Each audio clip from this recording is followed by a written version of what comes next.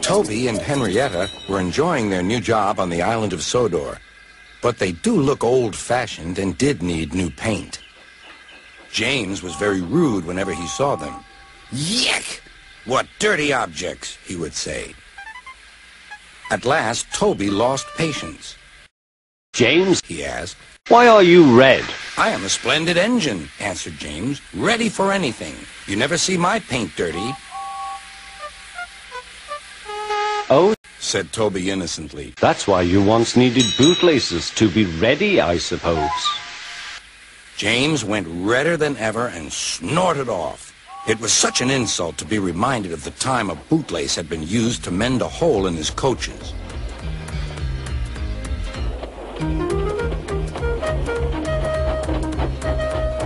At the end of the line, James left his coaches and got ready for his next train. It was a slow freight, stopping at every station to pick up and set down cars. James hated slow freight trains. Dirty cars from dirty siding. Yeah!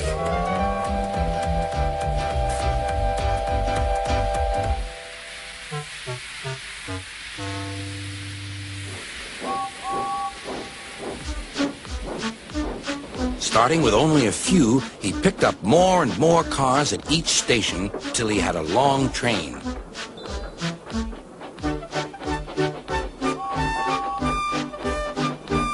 At first, the freight cars behaved well, but James bumped them so crossly that they were determined to get back at him.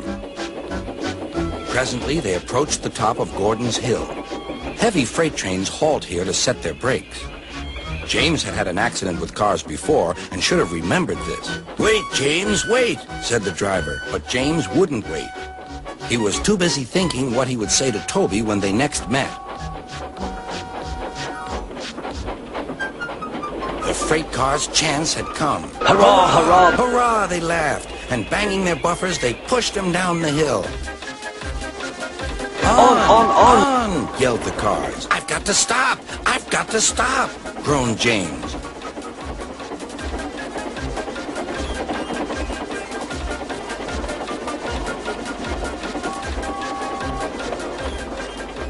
Disaster lay ahead.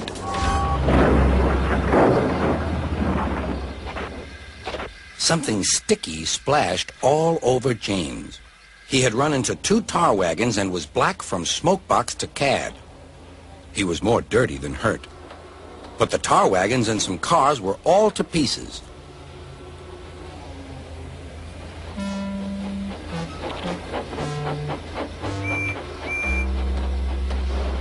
Toby and Percy were sent to help and came as quickly as they could.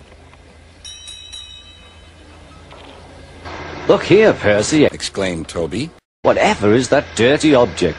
"That's James, didn't you know?" "It's James's shape," said Toby. "but James is a splendid red engine, and you never see his paint dirty." James pretended he hadn't heard.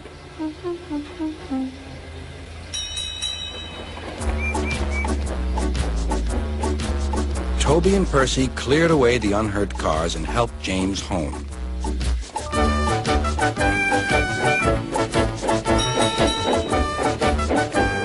Sir Topham Hatt met them. "Well done, Percy and Toby." He turned to James. "Fancy letting your trucks run away. I am surprised.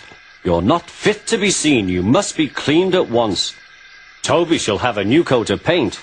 Please, sir, can Henrietta have one too?" said Toby. "Certainly, Toby. Oh, thank you, sir. She will be pleased." All James could do was watch Toby as he ran off happily with the news.